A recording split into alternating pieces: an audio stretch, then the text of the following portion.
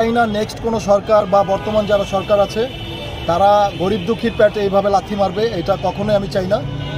তারা হচ্ছে এইভাবে রিক্সাগুলো না ভেঙে, আমি একটা ভিডিও দেখছি ভাই, আমার চোখ দিয়ে কান্না চলে আসছে, পানি চলে আসছে একটা ভিডিও দেখে,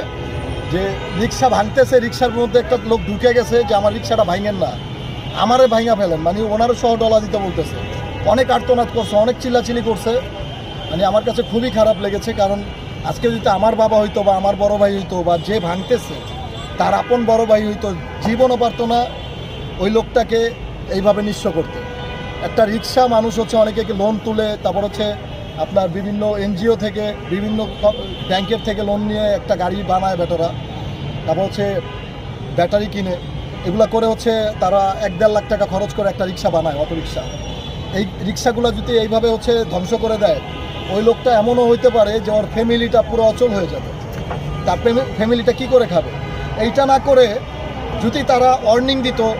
বা ধরে ধরে 1000 টাকা জরিমানা করে তারপর হচ্ছে ছেড়ে দিত, লাস্ট ওয়ার্নিং দিয়ে দিত যে তোমাদের যেন এখানে না দেখি আর, বা কোনো রাস্তাঘাটে না দেখি, তোমরা বাইপাস বা চিপা চাপা দিয়ে চালাবা, তোমরা মেন রোড উঠবা না, এরকমটাই হওয়া উচিত ছিল। যেটা হচ্ছে করতেছে, ট্রাক ভরে ভরে নিয়ে যাচ্ছে, অটোরিক্সাগুলো হচ্ছে ডোলে মসলিয়ে ভেঙে, এটার সাথে আমি একমত না, এটার তীব্র নিন্দা জানাই আমি।